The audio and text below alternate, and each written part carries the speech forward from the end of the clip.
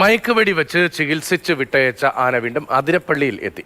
ആനയുടെ മുറിവ് പൂർണ്ണമായി ഉണങ്ങിയിട്ടില്ല എന്നാണ് അപ്പുറത്തുനിന്ന ദൃശ്യങ്ങളിൽ നിന്നൊക്കെ മനസ്സിലാവുന്നത്. മസ്തകത്തിൽ നിന്ന് മുറിവ് ഉണങ്ങാതെ വെള്ളമൊലിക്കുന്നതായി നാട്ടുകാരും പറയുന്നു. ആ ചിത്രങ്ങളാണ് നമ്മൾ കാണുന്നത്. കഴിഞ്ഞ ദിവസമാണ് ഈ ആനയെ അരുൺ സഖറിയൊക്കെ എത്തി വലിയ ഒരു ടീമിന്റെ തന്നെ നേതൃത്വത്തിൽ ആനയെ ചികിത്സിച്ച് കാട് കയറ്റിവിട്ടത്. ആനയാണ് തിരിച്ചിപ്പോൾ വീണ്ടും ഇറങ്ങി വന്നത്.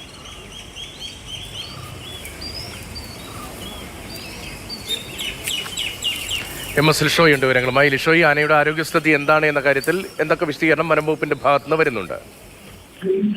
ആരോഗ്യസ്ഥിതി നിരീക്ഷിച്ചു വരികയാണ്. മറ്റ് ആരോഗ്യ പ്രശ്നങ്ങൾ ഉള്ളതായി തോന്നുന്നില്ലെന്നാണ് വനംവകുപ്പ് ഉദ്യോഗസ്ഥർ പറയുന്നത്.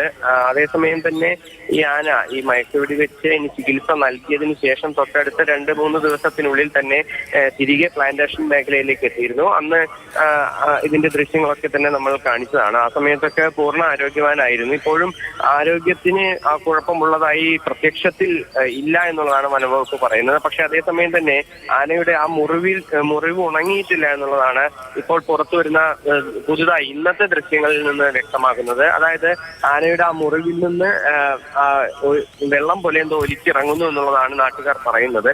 അതേസമയം തന്നെ ഈ ആനയ്ക്ക് മുറിവുണങ്ങാൻ സമയമെടുക്കും എന്നുള്ള നിലപാടാണ് വനം വകുപ്പിനുള്ളത്. എന്തായാലും ഈ നിലവിൽ ആനയെ വനം വകുപ്പ് വാച്ചർമാർ ഉൾപ്പെടെയുള്ളവർ നിരീക്ഷിക്കുന്നുണ്ട്. ഈ വനമേഖലയിലല്ല, ഈ പ്ലാന്റേഷൻ മേഖലയിൽ തന്നെ ആന ഉള്ളതിനാൽ തന്നെ ആനയെ നിരീക്ഷിക്കാൻ എളുപ്പമുണ്ട് എന്നുള്ളതാണ് വനം വകുപ്പ് അധികൃതർ പറയുന്നത്. എന്തായാലും ആന ഈ പരിസരത്ത് തന്നെയുണ്ട്. മറ്റ് കൊമ്പന്മാരോടൊപ്പം എല്ലാം തന്നെ ആന ഈ ഏഴാറ്റുമുഖം ഭാഗത്തും അതിനോടൊപ്പം തന്നെ പ്ലാന്റേഷൻ മേഖലയിലും ഒക്കെ തന്നെ നിലയുറപ്പിച്ചിരിക്കുകയാണ്.